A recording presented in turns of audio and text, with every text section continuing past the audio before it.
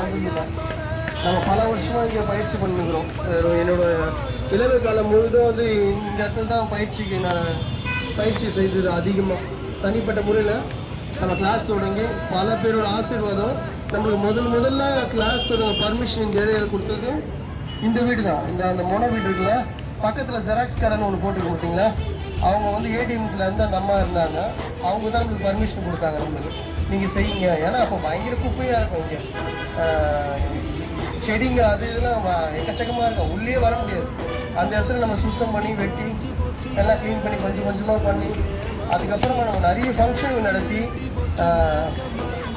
பெரிய பெரிய அரசியல் பார்த்தீங்கன்னா அடிக்கடி வருவாங்க. இது எம்எல்ஏ எல்லாம் வருவாங்க, நிறைய ஃபங்க்ஷன்லாம் நடக்கும். அசோசியேஷன் மெம்பர்ஸ்லாம் வந்தாலும் அது அப்படி அப்படியே அவங்க எழுதிட்டு வந்து பல பேரால் இது வந்து பூங்காவும் அப்படியே கன்வெர்ட் ஆச்சு. அப்போ பூங்கா இருந்து செவ்வறு ஒண்டி தான் இருந்தது, மற்றது ஒன்றுமே இல்லை. அதுக்கப்புறம் நிறைய செடியெல்லாம் வச்சு ரொம்ப அற்புதமாக பண்ணாங்க. அப்போ இந்த கிளாஸஸ்லாம் கிடையாது, இங்கே நடுவில் மட்டும் தான் ஒரு ட்ராக் மாதிரி இருக்குது, அங்கே தான் ட்ரைனிங் பண்ணுவோம். அதுக்கப்புறம் வந்து கராத்தேக்குன்னு தனியாக கொடுக்க மாட்டேன்னு சொல்லிட்டாங்க. அதுக்கப்புறம் என்ன பண்ணோம், டென்னிஸ் கோர்ட்னு நீங்கள் மென்ஷன் பண்ணி கேட்டால் தான் கொடுப்பாங்க, அதில் நீங்கள் ட்ரைனிங் பண்ணிங்க, பிரச்சனை இருக்காதுன்னாங்க. ஆக்சுவலாக அதுக்கப்புறம் டென்னிஸ் கோர்ட்னு மென்ஷன் பண்ணி இங்கே இருக்கிற ஆஃபீஸர்ஸ் காலேஜ் அசோசியேஷன் மெம்பர்ஸ் தான் நம்மளுக்கு ரொம்ப உறுதுணையாக இருந்தாங்க. அதனால தான் வந்து இந்த இடத்துல நம்ம இன்றைக்கி பயிற்சி செய்யறதுக்கு உண்டான வாய்ப்பு நம்மளுக்கு கிடச்சிது. அவங்களுக்கு தான் நம்ம நிறைய தேங்க்ஸ் சொல்லணும், அசோசியேஷன் மெம்பர்ஸ்க்கு தான். அது மாதிரி கொடுத்தோம். நிறைய பிரச்சனைகள் இங்கே வரும், இங்கே எங்களுக்கும் விடுங்க நிறைய. நம்ம போயிட்ட அப்புறம் கிளாஸ் எடுப்பாங்க வந்து, அதெல்லாம் நிறைய பேர்கிட்ட நாங்கள் ஒரே ஒரு விஷயத்தை நாங்கள் செய்வோம். என்னென்னா, இன்றைக்கி வரைக்கும் கூட யாருன்னா கிளாஸ் எடுக்கிற விதத்தில் நம்ம போகவே மாட்டோம். நம்ம கிளாஸ் எடுக்கிறதுல யாருன்னா வந்தோட நாங்கள் விட மாட்டோம். ஏன்னா அது ரூல்ஸ் அண்ட் ரெகுலேஷன்ஸ், அது மாஸ்டர் ஸ்கூலும் நம்ம அதனால் அந்த மாதிரிலாம் பல கஷ்டங்களை பட்டு பல விஷயங்களை செய்து அப்போல்லாம் வந்து பார்த்திங்கன்னா நகராட்சி வந்து அதிகமாக உதவி செய்யாது. இந்த பூங்காங்க இந்த செடியெல்லாம் நாங்கள் தான் ஆள் வச்சு வெட்டுவோம். நாங்கள் இதுக்குன்னு ஒரு நாளைக்கு வந்து ஒரு செடி வெட்டுறதுக்கு 1000 ரூபாய். நான் சொல்லிட்டு ஒரு 10 வருஷத்துக்கு முன்னாடி அப்போலேயே வந்து ஆளை கூட்டின்னு வந்து இந்த செடியெல்லாம் வெட்டுவோம். நான் ஒரு மத்தியானம் வரைக்கும் கூட இருப்பேன், நானும் வெட்டி விடுவோம். எல்லா டெஸ்ட்டு கிளாஸ் சண்டே கிளாஸ் முடிஞ்சிட்டாலே ஒரு காலகட்டத்தில் பார்த்தீங்கன்னா சம்மர் சீசனில் தண்ணியே இல்லாத போச்சு. அரசாங்கம் கிட்ட தண்ணி இல்லை, எல்லா செடியும் கிட்டத்தட்ட ஒரு 10 லட்ச ரூபா செடி வச்சாங்க. அப்போதைக்கு ஒரு 10 இருக்கும், ஒரு 12 வருஷம் 13 வருஷம்.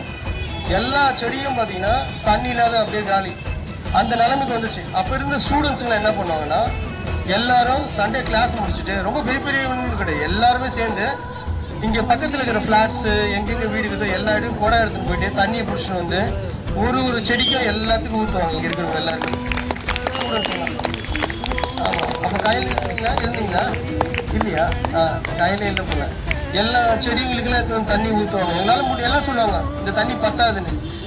தண்ணியெல்லாம் சாவதுக்கு போல தண்ணி ஊற்றியாவது கொஞ்சம் பயன்படுது. எங்கன்னா சின்ன பசங்க எல்லாம் எவ்வளோ தண்ணின்னு ஊற்றுவாங்க. சில வீட்டில் தரவே மாட்டாங்க, ஏன்னா தண்ணி ரொம்ப கஷ்டம். அப்போது அந்த சமயத்தில் தண்ணியெல்லாம் எடுத்து வந்து அங்கங்கே கொடுத்துவோம். அதுக்கப்புறம் பார்த்தீங்கன்னா இங்கே இடத்துல நிறைய கடைங்க இருக்கும், சாப்பிட்ற கடை, சுண்டல் கடை, அது இதுன்னு எல்லாரோட சாப்பிட்டு குப்பையை ஃபுல்லாக போட்டு விட்டு போயிடுவாங்க. இங்கே நிறைய நம்ம காலையில் வந்து எடுக்கிறது தான் ஒரு வேலையை, காலையில் எடுத்துகிட்டு தான் கிளாஸே ஸ்டார்ட் பண்ணுவோம். அது மட்டும் இல்லாத இது ஒரு வித்தியாசமாக வச்சோம். பசங்க வந்து கிளாஸுக்கு யார் லேட் ஆகுறாங்களோ அவங்க தான் ஜஸ்ட்டு இந்த குப்பையெல்லாம் எடுக்கணுன்றோம். அதனாலே பசங்கள்லாம் சீக்கிரம் வர ஆரம்பிச்சிருவாங்க. எல்லாம் வந்துட்டான்னு வச்சுங்க, யாராவது சேர்ந்து எடுக்க ஆரம்பிச்சிருவாங்க. அந்த மாதிரிலாம் இதுக்குன்னு அதுக்கப்புறம் வந்து இந்த செடிங்கெல்லாம் உள்ளே வர ஆரம்பிச்சிடும். இப்போ தான் இந்த ஸ்டீல்லாம் போட்டாங்க, இந்த ஸ்டீல் பைப்லாம். அதுக்கப்புறம் செடியெல்லாம் போட்டாங்க, உள்ளே எல்லாமே போய் உட்காந்துருவாங்க. அப்படின்னுக்கோசம் எல்லாத்தையும் சுற்றி சுற்றி கயிறு கட்டும். அந்த கயிறுலாம் கட்டி இதுக்குள்ளே யாரும் போகக்கூடாது, பேப்பரில் எழுதி ஜெராக்ஸ் அடிச்சு பின் போடுவோம், பூக்களை பறிக்கூடாதுன்னு போடுவோம். என்னென்ன செய்ய முடியுதோ நம்ம இருக்குது எல்லாமே செய்வோம். அசோசியேஷன் வந்து நம்மளுக்கு ஃப்ரீடம் கொடுத்ததாக தான் இது எல்லாமே செய்கிறோம். இன்றைக்கி நம்ம சாதாரணமாக இங்கே செய்கிறோம், நிறைய பேருக்கு தெரியாது இவ்வளோ வருஷன்ட்டு. எங்களோட கணிப்பு என்னென்னா முதல் கிளாஸ் தொடங்குது இங்கே தான், அதனால தான் எங்களுக்கு கரெக்டாக நோட் பண்ணி வச்சுருவோம். அது மட்டும் இல்லாத நம்ம இன்னைக்கு வந்து காலேஜ் டேன்னு கொண்டாடுறோம். நம்ம